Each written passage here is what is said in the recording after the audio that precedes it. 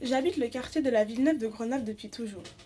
J'y suis née, j'y suis allée à l'école, j'y ai rencontré mes amis, j'y ai grandi. Je m'y sens bien avec son grand parc, son beau lac, ses petites collines, toutes ses associations. Parmi ces associations, il y a la Batucavie que j'ai rejointe quand j'étais petite. C'est une troupe d'artistes d'enfants qui font des percussions brésiliennes de rue. À présent, j'anime des ateliers, j'encadre les plus jeunes, je propose des projets. Ça prend beaucoup de temps, mais ça m'a permis de sortir et de voyager.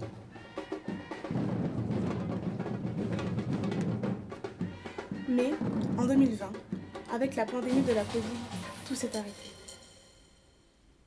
On devait accueillir des jeunes Brésiliens chez qui nous sommes allés en 2019. On devait jouer en Europe. On devait aller échanger avec des jeunes artistes du Sénégal.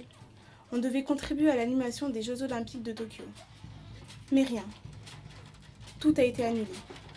Tous nos efforts ont été perdus. Et sur le quartier, c'est devenu lourd à vivre. La précarité a beaucoup augmenté et se nourrir est devenu difficile pour certains. Des logements pas adaptés, des foyers sans ordinateur où l'école à la maison était impossible. Mais à 20 ans, on a envie de faire bouger les choses et d'y croire. Alors, malgré tout, on a fait des trucs.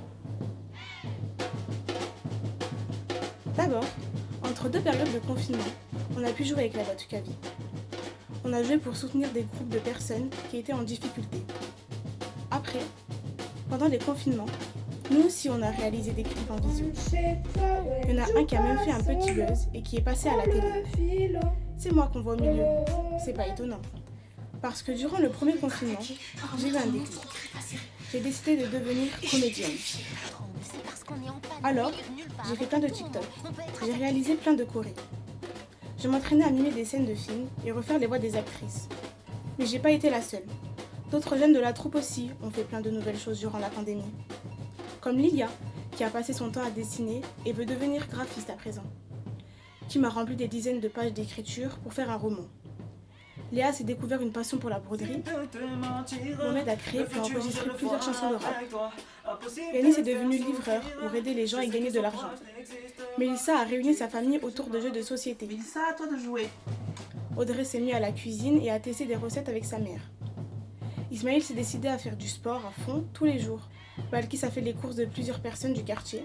Titouan a décidé de reconstruire le monde avec des Legos. Lyuka a aidé à faire des travaux engagés dans son appartement. Et Emma a filmé et monté des vidéos pour préparer un projet professionnel. Comme d'autres, dans cette crise, on a su s'adapter, on a su avancer, on a su positiver. Alors, avoir 20 ans dans le quartier, si on est déter, c'est possible d'y croire et d'avoir de l'espoir.